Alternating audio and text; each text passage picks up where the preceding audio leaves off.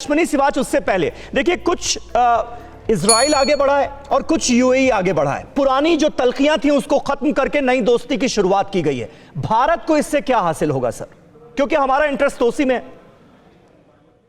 समीर, बहुत ही एक historic decision हुआ है जो, और ये मैं कहता हूं डोनाल्ड ट्रंप की डिप्लोमेसी की पहली जीत है। अगर आप बोलो फॉरेन डिप्लोमेसी, अगर कोई उसने ऐसा काम करके दिखाया अपने टाइम में, हाँ। तो ये है जहां पर यूएई और इजराइल के संबंध इंप्रूव हो गए और इनके आपस में डिप्लोमेट्स आएंगे और इसके बाद ये पहल है। और इसके बाद जो है और जो मिडिल ईस्ट और वेस्ट एशिया के देश हैं वो इजराइल के साथ दोस्ती करेंगे। उससे क्या है, पूरा माहौल एक प्रकार पीसफुल होगा। भारत के लिए बहुत इंपॉर्टेंट चीज है क्योंकि भारत के रिलेशन यूएई से भी अच्छे हैं, इजराइल से भी अच्छे हैं और किसी तो अमेरिका से भी अच्छे हैं। अगर मिडिल ईस्ट के अंदर पीस आती है तो भारत को सबसे अच्छा फायदा होता है। ये याद रखना समीर, दो तीन चीजें हैं जिसके अंदर स्टैंड आउट करती है। जिस प्रकार से इजराइल ने ये माना कि वेस्ट बैंक पे जो भी उनका एक प्रकार से एक्सटेंशन का था उसको सस्पेंड कर दिया, बाकी देशों से भी वो अच्छे रिलेशन रखें, उससे भारत से बहुत ज्यादा फायदा होने वाला है। भारत की 70 से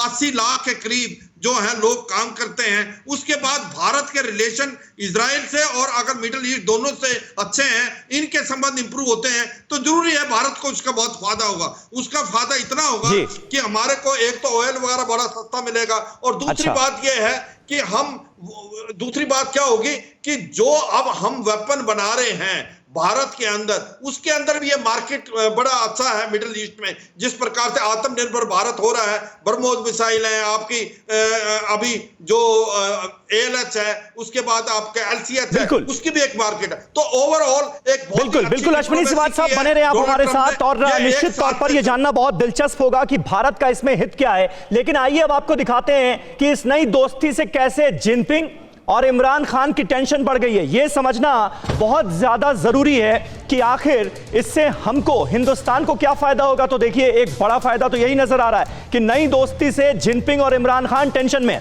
इजराइल यूएई के गठजोड़ से चीन, पाकिस्तान और ईरान को बड़ा झटका लगा है। ईरान, पाकिस्तान ने कभी इजराइल को न मान्यता दी और न इससे राजनयिक संबंध रखे, लेकिन अब पहला खाड़ी देश बन गया है यूएई जिसने डिप्लोमेटिक रिश्तों की शुरुआत कर दी है। मिडिल ईस्ट के देशों में चीन की पकड़ इससे कमजोर होगी, इसमें कोई शक नहीं।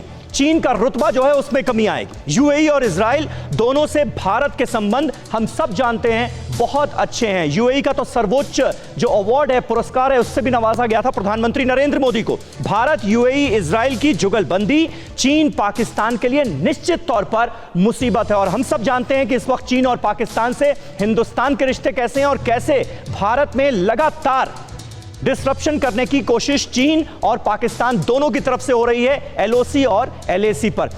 परवाह देश की, सोमवार से शुक्रवार रात 10 बजे TV9 भारतवर्ष पर।